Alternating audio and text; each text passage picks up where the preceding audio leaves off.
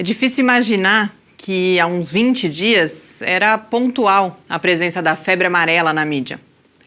As notícias começaram a se acumular a partir do dia 5 de janeiro, quando foi confirmada a ocorrência de pelo menos 3 casos na região metropolitana da cidade de São Paulo. De lá para cá ficou impossível acompanhar toda a cobertura, pela quantidade de textos e também pela diversidade dos temas. Nessa primeira edição de Mídia e Ciência, em 2018, eu, Mariana Pezzo, tento organizar um pouco essa confusão, refletindo também sobre a responsabilidade de diferentes atores na situação atual da febre amarela no Brasil.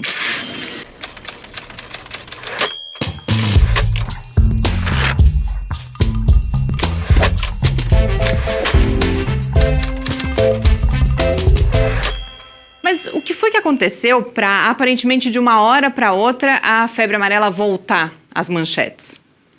Na minha opinião, quase nada de novo, além do assunto atrair a atenção dos jornalistas nas grandes redações e virar pauta. Talvez por ameaçar como nunca antes a cidade de São Paulo, além de outras capitais. A situação é grave e demanda muita atenção. Mas ela nunca deixou de ser, desde pelo menos 2016. Uma parte importante do problema está justamente nessa fragmentação da visibilidade da doença, que some quando a temperatura abaixa e o vírus faz menos barulho. No dia 18 de janeiro, a cobertura midiática atingiu um ápice, com editoriais ao mesmo tempo em 3 dos maiores veículos brasileiros: a Folha de São Paulo, o Estadão e o Globo.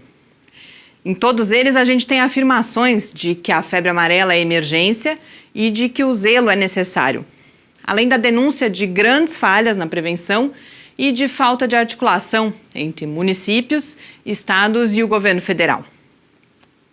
Essa coincidência entre os editoriais é digna de nota e não aconteceu por acaso. 2 dias antes, a Organização Mundial da Saúde, a OMS, tinha incluído todo o estado de São Paulo como área de risco para a febre amarela. Uma ação que o ministro da Saúde caracterizou como excesso de zelo. As falhas do poder público em vários aspectos são inquestionáveis e revoltantes, especialmente porque não tem explicação o fato da cobertura vacinal estar, nesse momento, tão abaixo dos índices que são recomendados para impedir a epidemia. Em uma boa análise, publicada no dia 21, a jornalista Cláudia Colucci acrescenta mais um ingrediente a esse caldo: a desinformação, que, segundo ela, gera histeria. E como não existir desinformação quando no mesmo dia em que a OMS alerta que o número de pessoas não vacinadas representa um alto risco, o ministro afirma que a febre amarela está sob controle? O mesmo ministro, aliás, que em setembro do ano passado declarou o surto de febre amarela encerrado. Infelizmente, mosquitos e vírus não se importam com anúncios oficiais, como bem colocou o presidente da Sociedade Brasileira de Virologia. Mas a Cláudia Colucci aparentemente exime a mídia de responsabilidade nessa desinformação. Eu concordo que, no geral, a mídia vem fazendo um bom trabalho na sua função de fiscalização do poder público e também em uma cobertura que olha para uma diversidade de temas. Também são úteis as compilações do tipo Saiba Tudo sobre a Febre Amarela. E se você continua na dúvida, por exemplo, sobre se vacinar ou não, lá no site do Lab tem dicas desses apanhados. Mas há falhas importantes nos extremos: no silêncio, quando o vírus dá uma trégua, e na avalanche de notícias atual, que, além de causar desespero, confirma a hipótese de que informação demais também pode ser nenhuma informação. Em tempos de fake news, é até perigoso a gente relativizar a verdade. Mas a gente precisa refletir sobre a ideia de fato.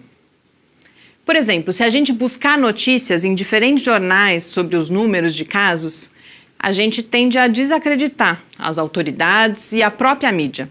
Tamanha é a diversidade desses números, dependendo da fonte da informação e dos recortes que são feitos. Mas existe um fato inquestionável diante das evidências.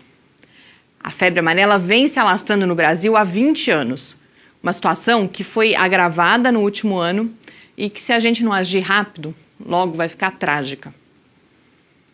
De resto, no caso da mídia, são escolhas editoriais, formas diferentes de contar uma mesma grande história. E não necessariamente mentira, informação de má qualidade ou erro. No caso dos governos, enquanto se livrar da responsabilidade continuar sendo a principal preocupação, desinformação e descontrole é só o que a gente vai ter. Mas tem uma responsabilidade que é de todos. Em maio, a situação deve melhorar com a chegada do inverno, ainda que os padrões de transmissão estejam surpreendendo um pouco. Mas a gente não pode parar de falar da febre amarela, de se vacinar e estimular a vacinação e de cobrar as autoridades. Sob pena da gente chegar no próximo verão em um lugar do qual a gente não consiga mais voltar.